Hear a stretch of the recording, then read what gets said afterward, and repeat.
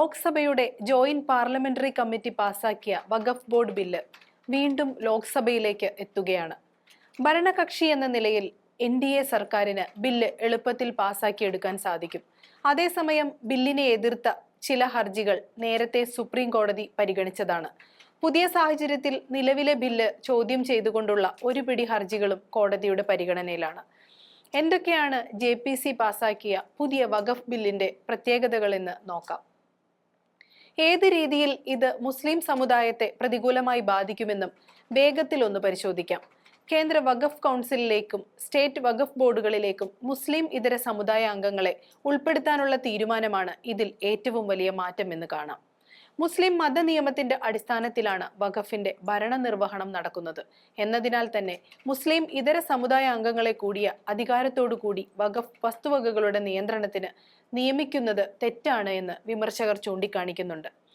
ഈ ഭരണനിർവഹണ സമിതികളിൽ മുസ്ലിം ഇതര സമുദായ അംഗങ്ങൾ ഭൂരിപക്ഷമാകുന്നത് മതസ്വാതന്ത്ര്യത്തിന് ഇന്ത്യൻ ഭരണഘടന നൽകുന്ന സംരക്ഷണത്തിന് തന്നെ ഭീഷണിയാകുന്നുണ്ട് എന്നതും യാഥാർത്ഥ്യമാണ്.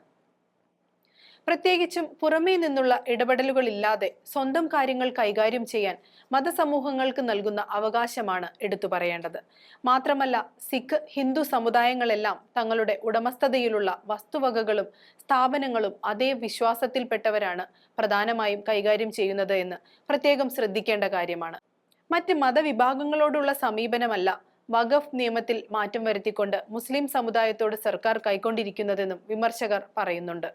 മുസ്ലിം വ്യക്തി നിയമവുമായി ഏറെ അടുത്ത ബന്ധമുള്ള ഒന്നാണ് വഖഫ് എന്ന് ഏവർക്കും അറിയാവുന്ന കാര്യമാണ്. വഖഫ് വസ്തുവകകളുടെ ഭരണ നിയന്ത്രണത്തിൽ നിന്ന് മുസ്ലിം സമുദായ അംഗങ്ങളെ ഒതുക്കി നിർത്തുന്നത് വഴി മുസ്ലിം സമൂഹത്തിന് തങ്ങളുടെ മതവിശ്വാസ കാരുണ്യ പ്രവർത്തനങ്ങളിൽ സ്വന്തമായി തീരുമാനങ്ങൾ എടുക്കാൻ കഴിയാത്ത പ്രതിസന്ധി ഉണ്ടാകുമെന്നതാണ് എടുത്തു പറയേണ്ട കാര്യം. മറ്റുള്ളവരെയും ഉൾക്കൊള്ളുന്നതിന് വേണ്ടിയാണ് ഈ നിയമം എന്ന് പറഞ്ഞാലും മതവിശ്വാസങ്ങൾക്കനുസൃതമായി വഖഫ് വസ്തുവകകൾ നിയന്ത്രിക്കാനും പരിപാലിക്കാനും മുസ്ലിം സമൂഹത്തിന് കഴിയാത്ത അവസ്ഥയാകും ഈ നിയമം സൃഷ്ടിക്കുക. മതജീവിതം ആരംഭിച്ചിട്ട് 5 വർഷം പിന്നിട്ടവർക്ക് മാത്രമേ വഖഫ് രൂപവൽക്കരിക്കാനാകൂ എന്ന വ്യവസ്ഥ എന്തിനാണ് എന്ന് യുക്തിപരമായ ചോദ്യമാണ് ആദ്യം ഉയരുന്നത്.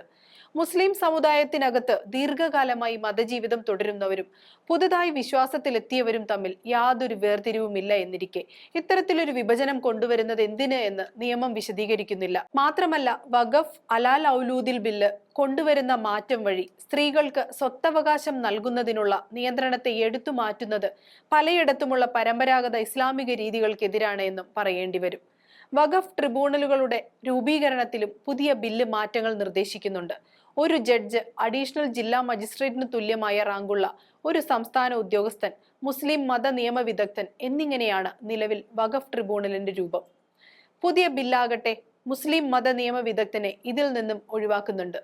വഖഫുമായി ബന്ധപ്പെട്ട ഏത് തർക്കത്തിന്റെയും നിയമവ്യവഹാരത്തിന്റെയും കേന്ദ്രം മുസ്ലിം മത നിയമമാണെന്നിരിക്കെ ഇതിൽ വിദഗ്ധനായ ആളെ ട്രിബ്യൂണിൽ നിന്ന് ഒഴിവാക്കുന്നത് വലിയ പ്രശ്നങ്ങൾ ഉണ്ടാക്കും എന്നതും യാഥാർത്ഥ്യമാണ്.